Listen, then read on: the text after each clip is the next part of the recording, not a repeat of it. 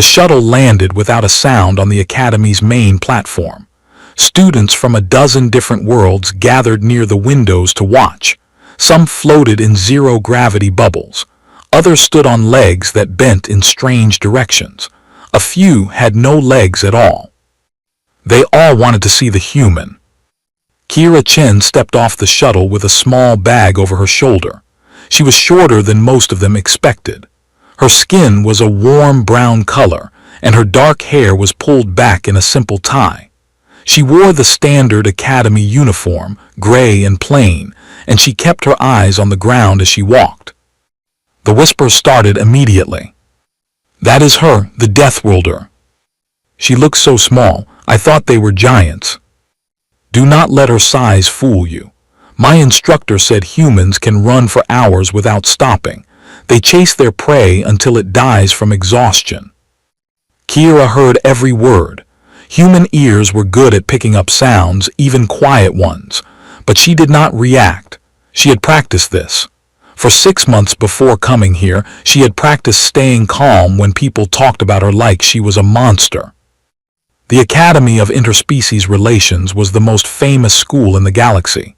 Students came from everywhere to learn how to work with other species. Diplomats, traders, scientists, they all trained here. Getting accepted was almost impossible. Getting accepted as a human was a miracle. Earth had only made contact with the galactic community 15 years ago. In that time, humans had earned a reputation. Their planet was classified as a Class 12 Deathworld, one of the most dangerous places in known space. The gravity was crushing. The star that warmed it also sent deadly radiation. The air was full of tiny organisms that could kill most species in days. And the animals were nightmares given flesh. But the humans were the worst part. They had not evolved to run from danger. They had evolved to hunt it down and kill it. Kira walked through the Academy's main hall, following the signs to the registration office. The walls were made of a crystal that changed color as she passed. The floor adjusted to support different body types. Everything was designed to make every species comfortable. Everything except Kira. The air was too thin for her. The lighting was too dim. The temperature was set for species that did not generate their own body heat, so she felt cold all the time. But she did not complain. She just pulled her uniform tighter and kept walking. At the registration desk, a Velari official looked up at her with compound eyes that reflected her image 1,000 times. The Velari were beautiful creatures, with wings like stained glass and bodies as thin as paper. They came from a low-gravity world where the wind could carry them for miles. "Name?" the official asked. His voice was like wind chimes. "Kira Chen from Earth." The official's wings twitched. He checked his screen 3 times before printing her student identification card. "Your room is in Section 7. Your advisor is Instructor Vethcon. Do you require a pressure suit or breathing apparatus?" "No, I can breathe the standard atmosphere." The official looked at her with something that might have been surprise or might have been fear. "You can survive in normal air." "Yes." "Without assistance?" "Yes." The official handed over her card like it might bite him. Kira thanked him politely and walked away. Her room was small but private. The Academy had decided that humans should not share living spaces with other species, at least not yet. Kira did not mind. It meant she had somewhere to go when everything became too much. She sat on the bed, which was too soft, designed for species with delicate bones, and allowed herself one moment of weakness. Her hands were shaking. Her heart was beating too fast. She wanted to go home so badly that it felt like a physical pain in her chest. But she could not go home. She was here to prove something, to show the galaxy that humans were not the monsters everyone believed them to be. She took a deep breath and started unpacking. The next morning, Kira attended her first class. The room was shaped like a bowl, with seats arranged in circles that got higher as they went back. Students of every shape and size filled the space. Kira chose a seat near the door, at the very edge of the room. Instructor Vethkon stood at the center. He was a Taurun, a species known for their diplomatic skills. His body was like a tree trunk with 4 arms and a face that seemed carved from wood. When he spoke, his voice was deep and calm. Welcome to Introduction to Interspecies Communication. In this class, you will learn how to understand species that are nothing like you. You will learn their languages, their customs, their ways of thinking. This is not easy. It requires patience, humility, and a willingness to accept that your way is not the only way. His eyes moved across the room and stopped on Kira. Some of you come from worlds of ice, some from worlds of fire, some from worlds where the air is poison and the water is acid. He paused. And some from worlds where simply surviving is an act of violence. Kira felt every eye in the room turn toward her. She kept her face still. In this class we do not judge, we learn. That is the only rule. After class, Kira walked to the dining hall alone. She had brought her own food, processed protein bars that would not offend anyone's dietary restrictions. Eating meat was considered barbaric by most species. Eating anything that had once been alive was disturbing to many. So Kira ate her gray, tasteless bars and tried not to think about real food. A shadow fell across her table. She looked up to see a Sulthari standing over her. His scales were a deep blue that shifted to purple in the light. His eyes were gold, and they looked at her the way someone might look at an insect. So you are the human, he said, the famous Deathworlder. Yes, Kira said, I am Kira. I am Dressic. My father sits on the Hegemony Council. He voted against allowing your kind into the Academy. He smiled, showing teeth that were sharp but decorative. Sulthari were not predators. They had evolved those teeth for display. I wanted to see what all the fuss was about. Kira said nothing. Dressic leaned closer. You do not look dangerous. You look like something I could break with one hand. Kira looked at his hand, then at his face. She knew exactly how to break every bone in his body. She knew which nerve clusters would cause the most pain. She knew how to kill him in 4 different ways before he could even scream. Instead, she smiled politely. It is nice to meet you, Dressic. She went back to eating her protein bar. Dressic stared at her for a long moment. Then he laughed, short and sharp, and walked away. Kira's hands were steady. Her face was calm. Inside, something ancient and terrible waited in silence. The weeks passed slowly. Kira learned the rhythms of the Academy. She woke before dawn to exercise in her room, doing push-ups and stretches that would have broken the bones of most other species.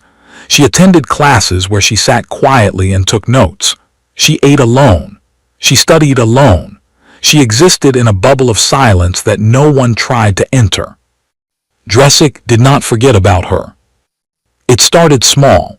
A comment here, a look there. In class, he would ask questions that forced the instructor to talk about Deathworlds. He would describe the horrors of Earth, the diseases, the predators, the endless violence, and then turn to look at Kira with innocent eyes. Is it true that humans eat the bodies of dead animals? He asked one day. The class went silent. Kira felt the weight of their stares. Yes, she said, we are omnivores. We eat both plants and animals. And you cook them. You burn their flesh over fire. Yes. A Velari student made a sound of disgust.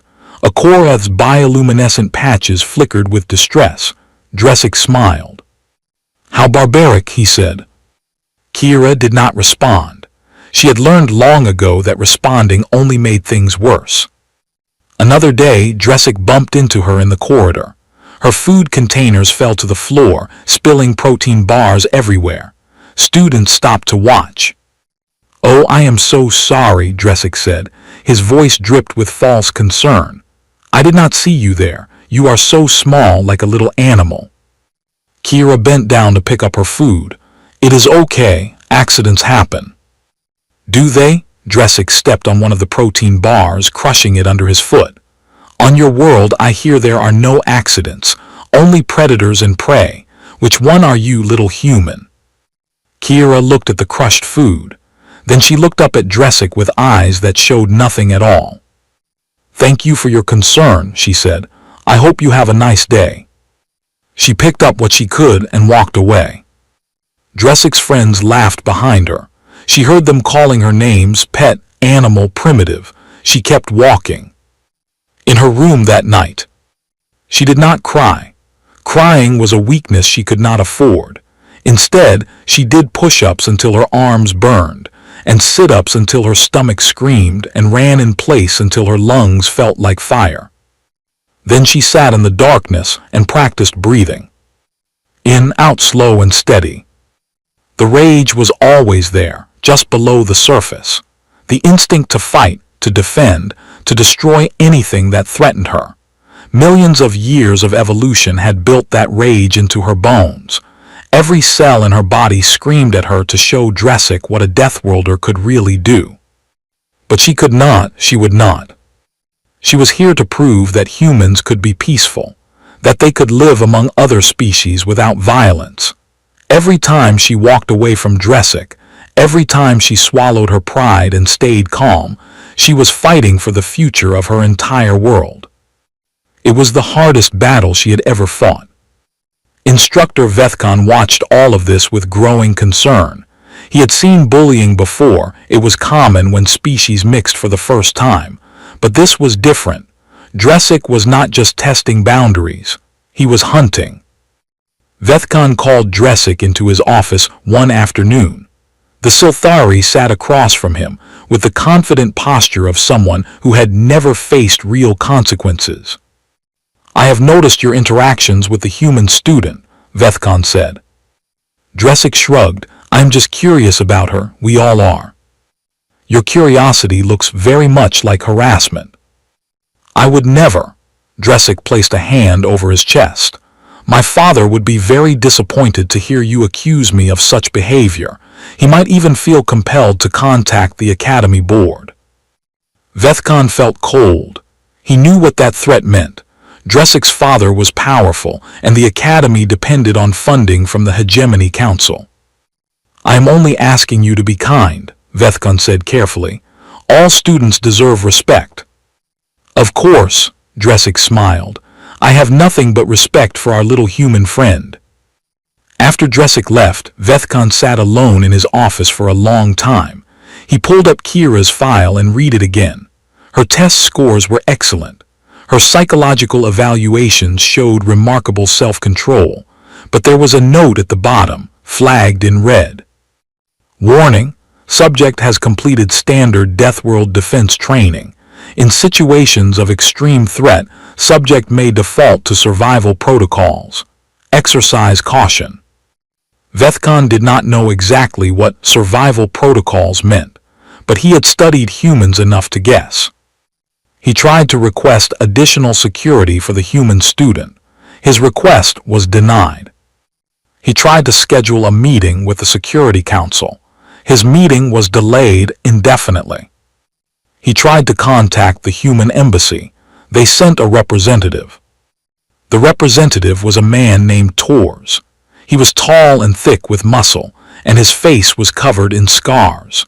He moved through the academy like a predator moving through a field of prey, not hunting, but always aware of exactly where everyone was. Vethkan watched from a distance as Tors found Kira in the library. They spoke in their own language, fast and quiet. Kira shook her head several times. Tors seemed to be arguing with her. Finally, she shook her head one last time, hard and final. Tors sighed. He put a hand on her shoulder, said something soft, and walked away. Later, Vethkan found Kira alone at her usual table. She was staring at nothing. "Are you all right?" he asked. She looked up at him. For just a moment he saw something in her eyes, not anger, not fear, but a terrible weariness. The exhaustion of someone fighting a battle that never ended. "I am fine," she said. "Thank you for asking. If you need help." "I know." She attempted a smile. It did not reach her eyes. "I know you are trying. It means a lot." Vethkan wanted to say more. He wanted to promise that he would protect her, that he would make Dressic stop, that everything would be okay. But he could not make those promises. The Academy had made that very clear. "Be careful," he said instead, "please." Kira nodded. "I always am." That night Dressic gathered his friends in his private quarters. There were 6 of them, Sothari, Korath, even a Mhori who floated in the corner inside his pressure suit. They were all from wealthy families. They had all grown up being told they were special. "The human embarrassed me today," Dressic said. He was packing back and forth, his scales shifting from blue to angry red. "She looked at me like I was nothing, like I was beneath her." "She is just a primitive," one of his friends said. "Who cares what she thinks?" "I care." Dressic stopped packing. "Everyone is watching her. Everyone is waiting to see what she will do. If I let her disrespect me, what does that say about my family, about my father?" The room was quiet. "The celestial conjunction is next week," Dressic continued. "All the instructors will be at the ceremony. The academy will be almost empty." He smiled, and this time there was nothing friendly in it. "I think it is time we taught our little human friend a lesson." His friends exchanged looks. Some of them seemed uncertain, but no one said no. Across the academy in her small room, Kira lay awake in the darkness. She could feel something coming. She did not know what, but her body knew. Her instincts knew. Something was going to happen. And she was not sure she could stop herself from responding. The night of the celestial conjunction was beautiful. 3 moons aligned in the purple sky, casting silver light across the academy grounds. Most of the students and all of the instructors gathered at the grand observatory to watch. It was a celebration that happened only once every 50 years. Kira did not go. She told herself it was because she had studying to do. Her exams were coming up and she needed to maintain her perfect scores. But the truth was simpler. Crowds made her nervous. Too many bodies, too many sudden movements, too many opportunities for something to go wrong. So she went to the xenobotany greenhouse instead. The greenhouse was her favorite place in the academy. It was quiet and warm, filled with plants from 100 different worlds. Some of them glowed with soft light. Others moved slowly, reaching toward her like curious animals. The air smelled like earth and growing things, and for a moment Kira could almost pretend she was home. She found a bench near the back and opened her datapad. The dome above showed the conjunction in all its glory, 3 moons lined up like pearls on a string. She allowed herself to look at it for just a moment before turning back to her studies. She did not hear them coming. The door opened behind her. She turned to see 7 figures entering the greenhouse. Dressic was in front. Behind him came his friends, Skeel the Korath, 2 more Sothari, and 3 others she did not recognize well. Kira stood slowly. Her datapad fell forgotten to the bench. "Hello, little human," Dressic said. His scales were dark purple in the moonlight. "Studying alone, on the most beautiful night of the century." "I have exams," Kira said. Her voice was steady. "I should get back to my work." She tried to walk toward the door. Skeel moved to block her path. His bioluminescent patches flickered with excitement. "We are not done talking," Dressic said. "We came all this way just to see you. It would be rude to leave so soon." Kira looked at the door. She looked at the 7 of them, spread out to surround her. She felt her heart begin to beat faster. "What do you want?" she asked. "I want you to understand something." Dressic walked closer. His friends moved with him, tightening the circle. "You do not belong here. Your kind does not belong anywhere near civilized species. You are animals, dangerous, disgusting animals that should have been left on your poisonous little world to eat each other." Kira said nothing. "But since the academy was foolish enough to let you in, someone needs to teach you your place." Dressic was close now, close enough that she could smell him, something like copper and rotting flowers. "Someone needs to show you what happens to animals that forget they are prey." Behind her, she heard a sharp clicking sound. The door seals engaged. Skeel had used his bioelectricity to lock them in. Kira's hands began to shake. "Please do not do this," she said. They laughed. All 7 of them laughed, and the sound echoed off the glass dome above. "It speaks," one of the Solthari said. "The animal is begging." "Of course it begs," Dresic said. "That is what prey does. It begs and it runs, and in the end it dies." He reached out with one clawed hand. "Let us see how long it takes for you to." He never finished the sentence. Kira moved. Later, the security committee would watch the footage 43 times. They would slow it down, frame by frame, trying to understand what happened. They would bring in experts on human physiology, on combat techniques, on the psychology of violence. None of them could fully explain what they saw. Kira caught Dresic's reaching arm and twisted. The motion was smooth and fast, like water flowing downhill. His body followed his arm, spinning through the air until his face met the planting table with a crack that made the recording shake.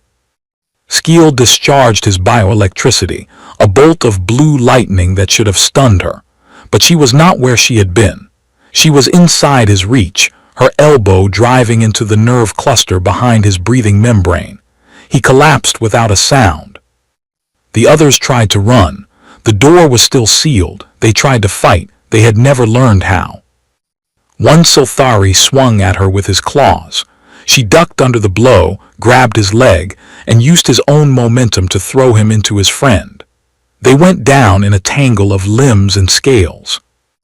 The Mhori tried to expand, filling the space with his gaseous body to overwhelm her. She grabbed a gardening tool and punctured his pressure suit. He shrieked and collapsed inward, struggling to contain himself. The last 2 ran toward the emergency exit. Kira caught up to them in 3 steps. 2 strikes, precise and terrible, and they fell. 7 seconds. It took 7 seconds from the moment Dresic touched her to the moment the last body hit the ground. The greenhouse was silent. Kira stood in the center of the destruction, her chest heaving, her hair fallen loose around her face. The moonlight caught the sweat on her skin and made it shine like silver. She looked at her hands. They were not shaking anymore. They were perfectly steady, perfectly controlled, perfectly ready to continue. And then the adrenaline faded, and she saw what she had done. Dresic was unconscious, his arm bent at a wrong angle. Skeel was breathing, but barely, his membrane fluttering weakly. The others were scattered across the floor like broken toys. She had hurt them. She had hurt them badly. Not badly enough to kill. Some distant part of her mind had made sure of that, but badly enough. Kira fell to her knees. Her hands began to shake again, so hard that she could not control them. Tears spilled down her cheeks, hot and fast. "I asked you to stop," she whispered. Her voice was broken, nothing like the cold, efficient thing she had become moments ago. "I asked you please. Why did you not stop?" The emergency alarm triggered. Red lights began to flash. Somewhere in the distance, security drones powered up and began moving toward the greenhouse. Kira did not move. She stayed on her knees among the fallen bodies of her attackers, crying in the silver moonlight, waiting for someone to come and tell her that everything she had worked for was over. She had come to prove that humans were not monsters. She had failed. The plants around her swayed gently, disturbed by the violence that had passed through their home. One of them, a small flowering thing from a distant world, reached out and touched her shoulder. It was a gentle touch, curious and unafraid. Kira looked at it through her tears. For just a moment, she wondered what it must be like to be a plant, to simply exist, without the weight of evolution telling you to fight, to kill, to survive at any cost. Then the security drones arrived, and the wondering stopped. Instructor Vethkon was watching the conjunction when his communicator began to scream. The emergency alert cut through the peaceful night like a knife. Red text scrolled across his screen. Violent incident, xenobotany greenhouse, multiple casualties, human student involved. He ran. The ceremony hall was crowded, and he had to push through bodies of every size and shape. Some of them called out to him, asking what was wrong. He did not stop to answer. His hearts, both of them, pounded in his chest as he sprinted through the academy's corridors. 18 minutes.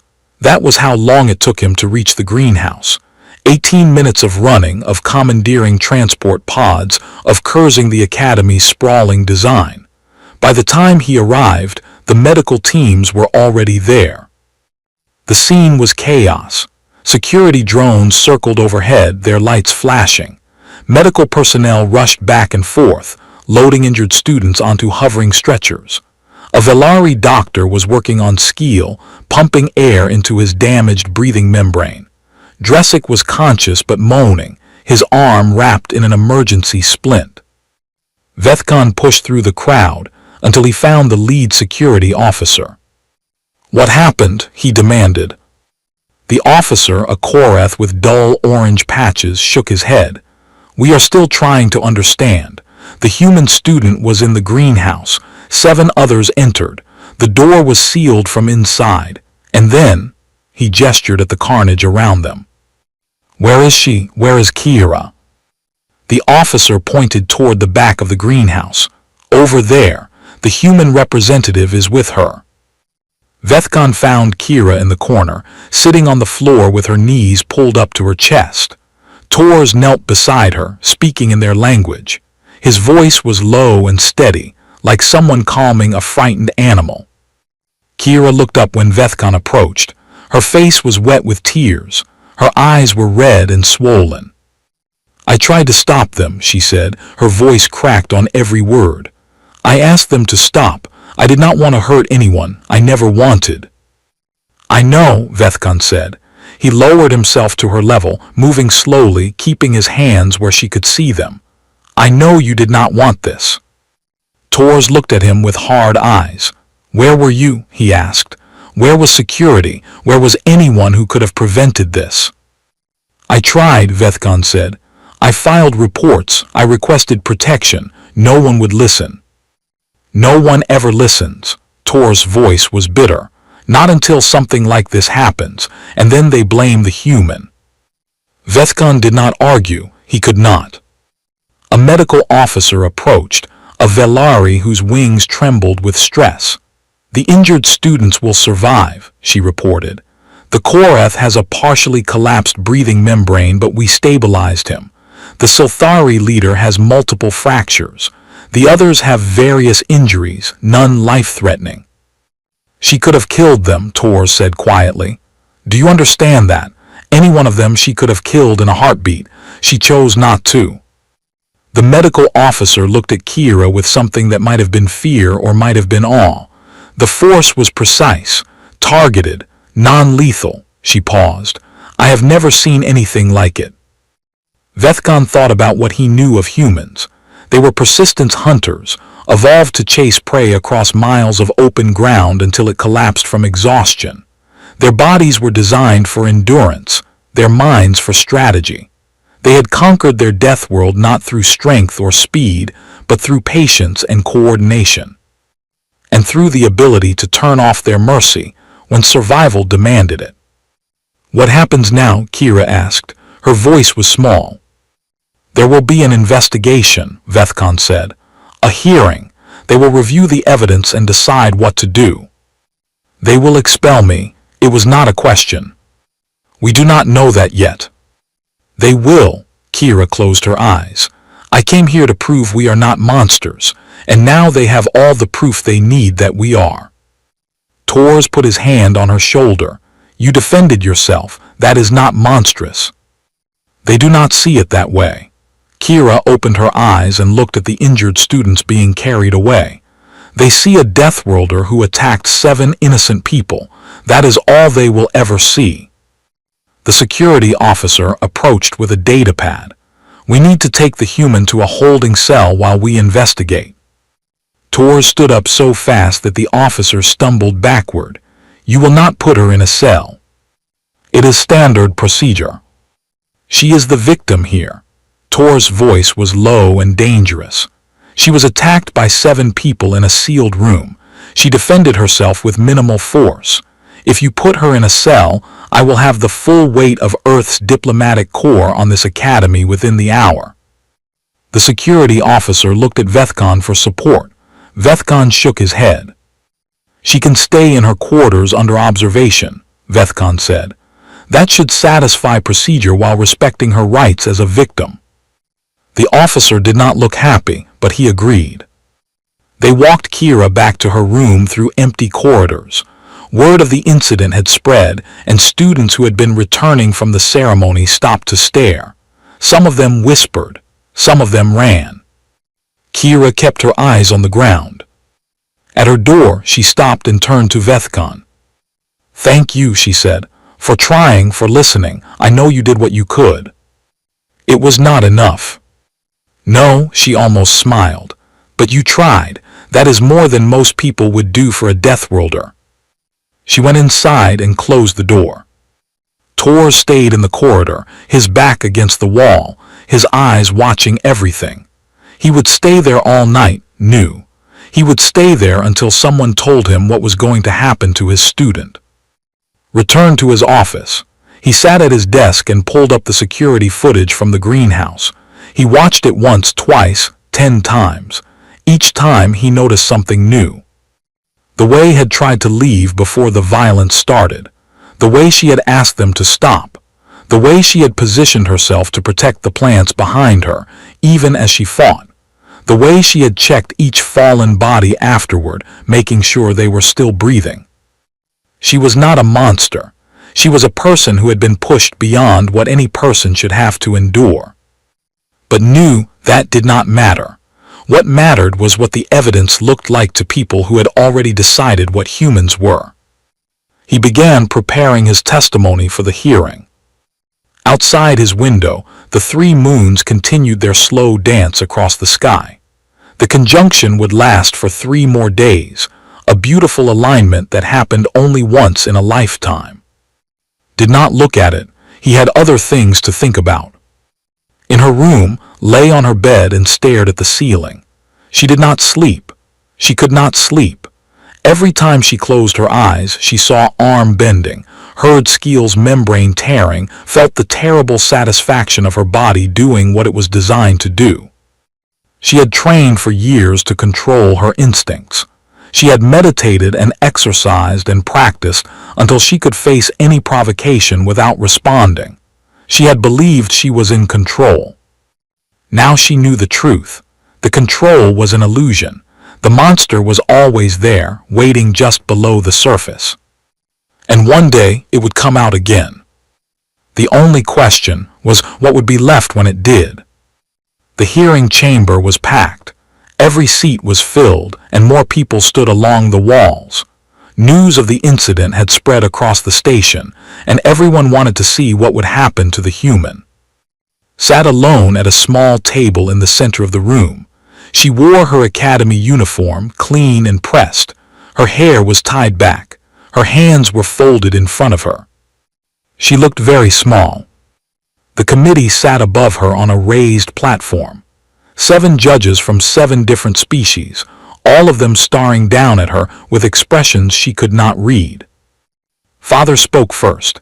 He was larger than his son, with scales that shimmered like oil on water. His voice filled the chamber. My son lies in a medical bay with his arm broken in 3 places. 6 other students were hospitalized because of this creature, he pointed at with one clawed finger. She is a danger to everyone in this academy. She must be expelled immediately, and criminal charges must be filed. The crowd murmured in agreement. She claimed she was defending herself, Father continued. But look at the evidence. 7 students against 1 human, 7 civilized beings against a single, and yet somehow the human walked away without a scratch. Does that sound like self-defense to you, or does that sound like a predator attacking its prey? More murmurs. Some of them sounded angry. The evidence was presented. Security footage showed standing calmly before the attack, then moving in a blur of violence. Medical reports detailed every injury. Witness statements given by the attackers themselves, described a monster with empty eyes and hands like weapons. No one mentioned that the door had been sealed. No one mentioned that had tried to leave. No one mentioned that she had asked them to stop. Then Tor stood. He introduced himself formally. Lieutenant Commander James Tors, Earth Defense Forces, now serving as cultural liaison to the Academy. His voice was calm and clear, and it carried to every corner of the chamber. "I would like to provide context," he said, "for those who have never been to Earth." He began to talk about their home, not the statistics that everyone knew, the gravity, the radiation, the dangerous wildlife. He talked about what it meant to grow up there. "Human children learn to identify poisonous plants before they can read," he said. "They learn which animals will run from them and which will attack. They learn to check their beds for venomous insects, to watch the sky for dangerous weather, to always, always know where the exits are." He paused. "We do not evolve by being weak. We evolve by being alert, by being careful, and by being able to fight when we have no other choice. Every human alive is descended from an unbroken line of survivors going back millions of years." The crowd was silent now. Spent 6 months training before she came to this academy. Not to fight, she already knew how to fight. She trained to stop fighting, to suppress every instinct that tells her to respond to threats, to move slowly, speak softly, and never, ever show aggression. He turned to face the committee. "Do you know what that is like? To spend every moment of every day holding back the thing inside you that wants to survive, to let people mock you and push you and threaten you, and to swallow your response every single time. That is what has done since she arrived here. That is what she was doing when 7 students sealed her in a room and told her they were going to hurt her." Tors pulled up the security footage and let it play again, but this time he pointed out the details. "Watch her feet. She tries to move toward the door 3 times before the attack begins. Listen to her voice. She asks them to stop. She says please." He paused the footage on a frame showing face just before she moved. "Look at her eyes. That is not a monster. That is a person who knows exactly what she is capable of and is desperately trying not to do it." He let the footage continue. Frame by frame, he showed how had targeted non-lethal areas, how she had pulled her strikes at the last moment, how she had checked on each fallen attacker afterward. "Your son is alive because chose not to kill him," Tors said to Father. "Every one of those students is alive because a monster, as you called her, decided to show mercy." He looked at the committee. "I suggest you remember that." The chamber was absolutely silent. Was called to speak last. She stood slowly and faced the committee. Her voice was quiet but steady. "I know what you see when you look at me. I know what my planet's reputation is. I cannot change where I come from. I cannot change what evolution made me." She took a breath. "I came to this academy because I believe humans can be more than our instincts. I believe we can learn to live with other species, to work with them, to help them. That is still what I believe." She looked at the crowd, at all the faces that feared her or hated her or simply did not understand. "I am sorry for what happened. I wish it had never happened. But I will not apologize for surviving. I will not apologize for defending myself when I had no other choice." Her voice grew stronger. "If you expel me, I will go home. I will tell my people that the galaxy was not ready for us. And maybe that is true. Maybe it will be years or decades before we try again." She paused. "But I hope you will give me another chance. I hope you will let me prove that civilized species can learn to understand each other." She sat down. The vote took less than an hour. It was close, 4 against expulsion, 3 in favor. Instructor cast the deciding vote. Would stay. The months that followed were not easy. Some students avoided her completely. Others watched her with fascination, like she was an exhibit in a museum, never spoke to her again. But slowly things began to change. It started with a student who sat next to her in class, then a who asked about human biology for a research project, then more, one by one, drawn by curiosity or courage. Answered their questions honestly. She talked about Earth, its dangers, yes, but also its beauty. The blue oceans, the green forests, the endless creativity of a species that had survived everything their world could throw at them. She talked about what it meant to be the fear, the vigilance, the constant struggle to control instincts that screamed for violence. And she talked about choice, the choice to be more than evolution intended. When she presented her final thesis, the audience hall was full. Her topic was conflict resolution, drawing on humanity's long history of turning enemies into allies. The committee gave her the highest marks in her class. On graduation day, younger sister approached her. She was smaller than her brother, with scales that shifted from green to gold. "I want to understand," the girl said. "Can you teach me?" Kira smiled, a real smile, one that reached her eyes. "I can try." Tors came back for the ceremony. Before he left again, he gave Kira a small wooden pendant carved in the shape of a wolf. "They are going to tell stories about you," he said. "Make sure they are the right ones." Instructor Vethkon watched Kira leave the graduation hall, surrounded by friends. A Velari, 2 Korath, even a Mhori whose pressure suit bumped gently against her shoulder. She had come to the academy as a monster. She was leaving as something else entirely. Not a weapon, not a victim. A bridge. And Vethkon knew that the galaxy would never be the same.